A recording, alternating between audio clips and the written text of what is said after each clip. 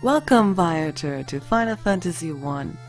You're hopping in at the moment our 4 warriors of light travel back to the place of their origins. In the previous part, we got our hands on a mystic key for setting an evil right. With this key in our hands, we will get access to some nice treasures that were promised to us. Sweet, sweet treasure!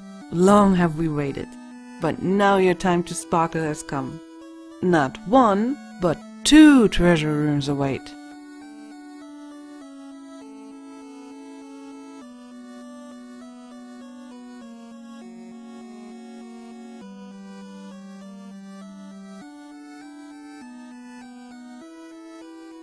I don't know what I expected, but nitro powder certainly wasn't among it.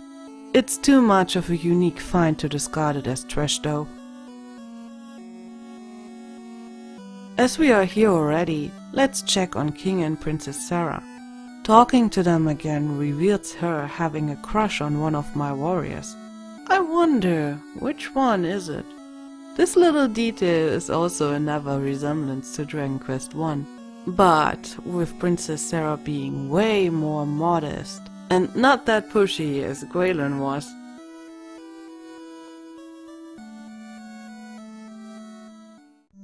But time to move on. Since we settled the issues in the south, now should be a good moment to sail west and see what we can find on the other port we discovered last time.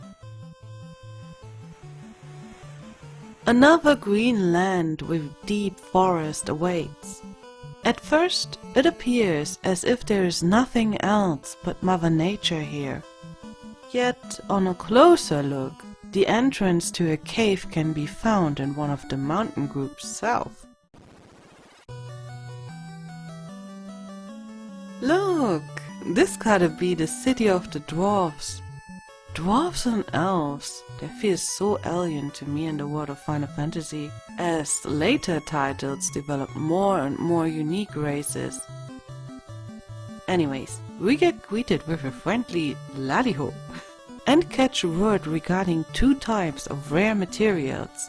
Adamantite, a legendary metal which would make for a fine sword, and the Levi stone, a rock that is believed to enable anything to float.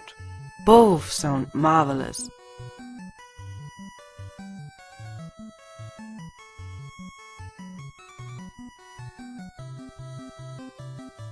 The dwarfs lead us to one of their brethren named Nerik, a dwarf which is respected by all of them.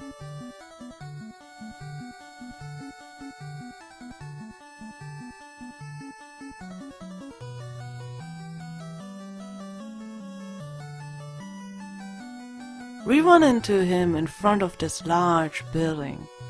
On our first word, he takes the nitro powder from us without asking. At least he thanks us for bringing it to him. With it he can continue his work on a canal. And off he goes. By the way, in the house are a lot of treasures, and they even contain something more promising. May I introduce to you the wormkeller. It will look most handsomely on Dan. The canal Nerik spoke about is just a few steps south of here. And with its completion, we are free to explore the ocean beyond the cage we have been in. See? We fit just neatly into the canal. And I guess there will be no long exploration sailing over seemingly endless oceans here, as there is already a brand new port town to explore.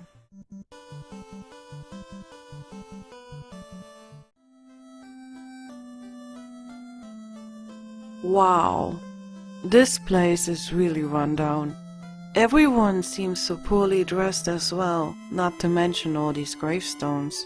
So many gravestones. This must be Melmond, the town that suffers from the rotting earth and monster attacks. Interrogating the population, we learn that the monster causing all this chaos is a vampire who is leeching on the power of the earth crystal that's located somewhere in the south. The creature even came to the city and attacked the church, leaving it to ruins. They hope that our light warriors can bring its terror to an end and give light back to the crystal, because then life would return to the soil as well. We run into Dr. Unne, a well-known person, according to his own word, and Jim, a dwarf who came here to investigate the rotting earth. After all, the ill phenomenon spreads as far as to the border of the dwarf's home. But all the research seems to be no help to the situation. Looks really sinister. We should take action as quickly as we can and face that vampire.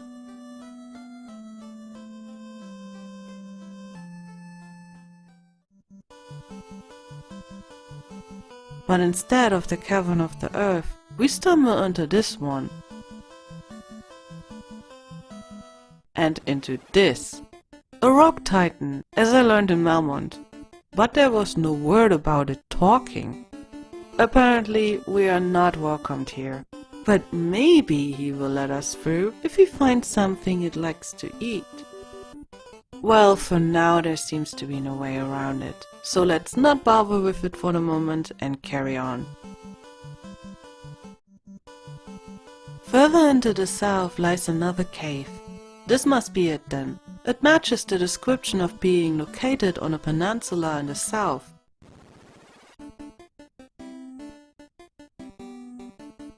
And, like the zombie nest we left behind in the last episode, this cave is huge! And the enemies roaming it merciless. Among them are these earth elementals, who are real tanks, taking in so incredible amounts of damage before they go down. But at least they don't inflict any status damage.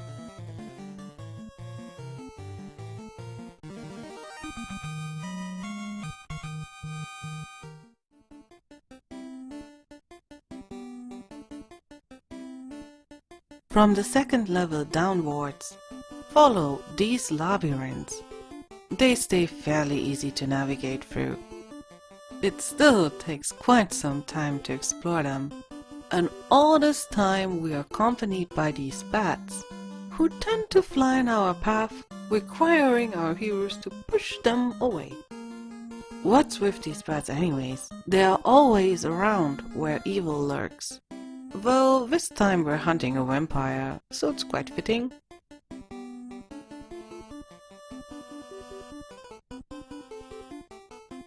A level deeper and the bats even change their color. Down here the population really exploded, huh? They even have their own room. At the end of this floor awaits the vampire we were seeking to find. The creature blocks the way of our heroes. He won't surrender to us, as his goal is to keep the seal broken and the earth rotting. His reasoning seems to include something around the lines, every life has to come to an end eventually. However, this is supposed to justify his actions in speeding up the process. The fight with him starts with a critical hit on Kane, getting him KO'd already.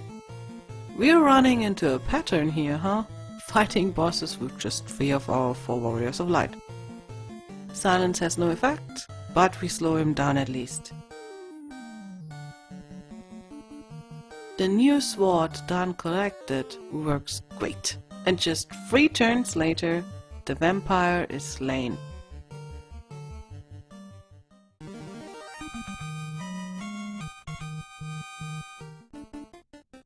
Time for looting. And we get something really great here. A star ruby. Something sparkly at last. But let's not forget what we came for. Let's repair the earth steel. That's why we're here after all. To help all the poor people above the ground. This altar might be it. But I expected a crystal? Pushing and running around it has no effect at all. But when I enter the menu to check if I got an item to use on it, it's clear to see that a stair is hidden beneath the altar. But whatever I do, I don't get it off. Well, I have no other choice than leave and regroup. As defeating the vampire had absolutely no effect on the village, we will return to the cave we found first. We will speak to the Titan again in hope of a change of heart now that the vampire is dead. But instead of the vampire, he noticed the ruby we found. No, he eat it. My sparkle. At least it was tasty and enough to open the way for us.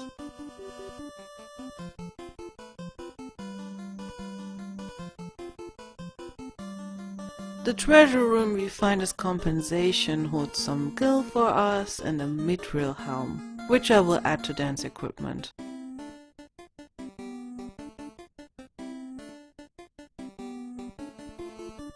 We can exit the cave through here and just follow the path along the mountains into here.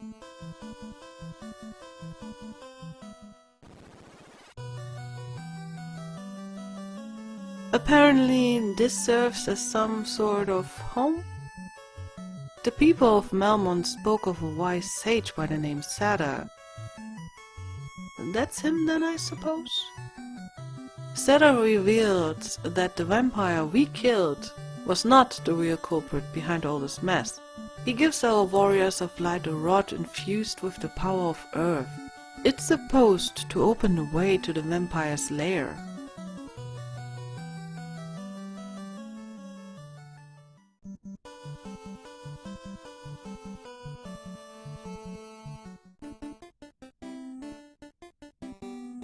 That's what was missing to reveal the stair under this construct. And sure enough, it works just fine, leading us even deeper into the cavern. The way leads 2 more levels down. In here, we find another status-inflicting enemy. May I introduce the innocent-looking birds that can turn our heroes to stone with their pecks. I wasn't prepared for that. Warriors who turn into stone can do nothing. They are practically dead. Unlike paralysis, this illness won't cure overturns. It takes a gold needle to get rid of it. Guess what I don't have? I save you the details of traversing all the way up to the surface and over the ocean just to buy a stack of them. To then finally make it to here.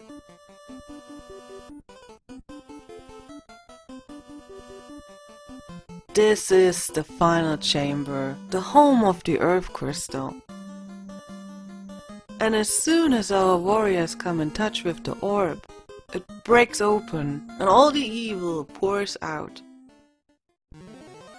Finally, the leash who corrupted the power of the earth reveals itself.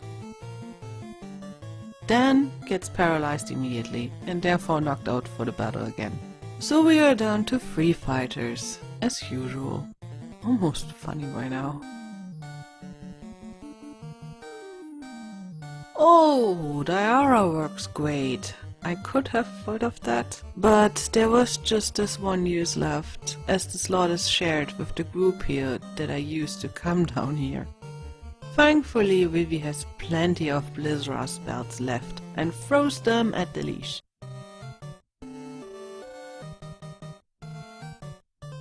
Our Blizzra is answered with the same spell thrown back at our group, so the leech is a spellcaster too, and deals damage to everyone on my side.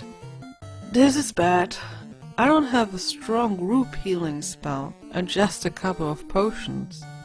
If this goes on for, say, more than 2 turns, we are down. And the leash is resistant to June's silent spell. Cure Guard, the strongest single target healing spell, and the revival spell have 3 shared uses left. For this turn, we spend Kjorga on Vivi. I'm afraid Kine dies before June can cast a spell onto him, and then it would be wasted. So let's save the revive spell for the next turn. This made my heart skip a beat. Thank God it's a single target spell. And well, since the leash uses Blizzra on us, maybe the opposite element will be a better choice against him? Woohoo! 158 damage! That's too much for it to handle. We won! By the way, with Dan still being paralyzed for the whole fight. The crystal has vanished, and the earth shakes if we step onto this, whatever this is, but nothing more, no message. And outside is still all this marshland. Did our efforts have no effect? Let's return to Melmond and check if something changed there.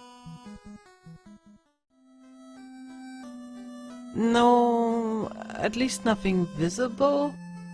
But when we talk to the people, some of them noticed a change in the earth. Some life has returned to it.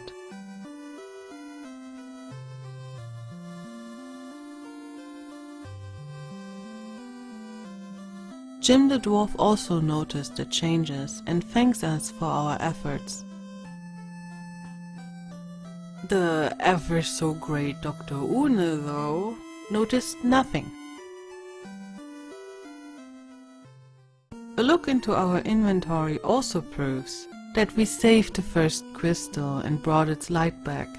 After all, we beat this nasty leash, and by that gave some hope back to Melmond's people. I think we did good in this episode. In the next part, we will sail northwards, as an ancient civilization is supposed to have lived there. Rumors tell, though, that they went to ruin. I wonder what happened there. Let's discover this mystery next time. Until then, bye!